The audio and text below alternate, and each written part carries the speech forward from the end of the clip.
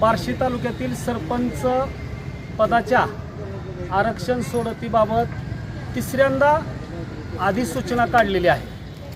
त्या संदर्भात आम्ही बार्शी तालुक्यातील सर्वच सरपंच उपसरपंच ग्रामपंचायत सदस्यामध्ये प्रचंड असंतोष होता। त्या संदर्भाने तहसीलदार बार्शी यांना आज निवेदन दिलेलं आहे। खरं म्हणजे काही गावं अशी आहेत, लाडोळेसारखं गाव आहे, त्यांचे तर 3 वेळा आरक्षण सोडत झाले यापूर्वीच। आता ही चौथ्यांदा त्याची फेर होणार आहे। त्यामध्ये बदल होणार नाही हा विषय वेगळा, परंतु आरक्षण सोडतीच्या संदर्भात निवडणूक आयोग हे गांभीर्याने नाही हे यावरून स्पष्ट होते। दुसरी महत्त्वाची गोष्ट की ओबीसीचं एक जागा कमी होऊन जनरलला अख्ख्या जिल्ह्यामध्ये जनरलची एक जागा वाढते, ओबीसी महिलेची एक जागा होऊन जनरल जागा एक वाढत आहे।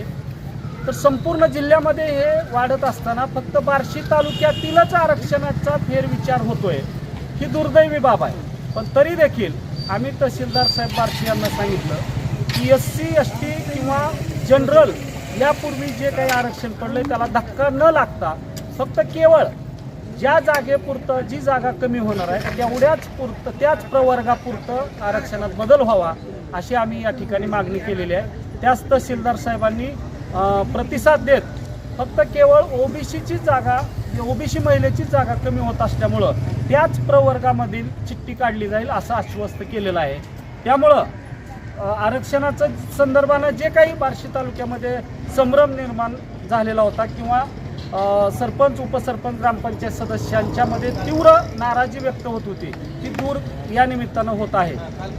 पण मी निवडणूक आयोगाला या निमित्तानं सांगतो की असे घोळ सातत्यानं निवडणुकीच्या संदर्भात तरी पारदर्शकता तुम्ही आणा असं या निमित्तानं मी जिल्हाधिकारी साहेब असतील, तहसीलदार साहेब असतील, राज्य निवडणूक असेल यांना विनंती करतोय। कारण वेळेवर निवडणुका घेणं, वेळेवर आरक्षण सोडत होणं, वेळेवर प्रभाग रचना होणं, वेळेवर सदस्यांच्या ग्रामपंचायतीच्या सदस्यांच्या संदर्भात ते आरक्षण सोडत होणं, ह्या बाबी मतदार याद्या वेळेवर जाहीर होणं, ह्या बाबी वेळेवर होणं गरजेचं आहे। अनेक ग्रामपंचायतीवर प्रशासक आहेत, ग्रामपंचायतींचा कारभार ठप्प आहे, त्यामुळं प्रशासनानं त्वरित या संदर्भात गांभीर्यानं घेणं गरजेचं आहे अशी देखील आम्ही विनंती केलेली आहे। सगळ्यात महत्त्वाचा मुद्दा की उद्याची जी आरक्षण सोडत आहे त्यामध्ये सर्वसाधारण SC ST आणि जनरल ओबीसी या प्रवर्गातील आरक्षणाला धक्का लागणार नाही एवढं या निमित्तानं तहसीलदार साहेबांनी आम्हाला आश्वस्त केलं।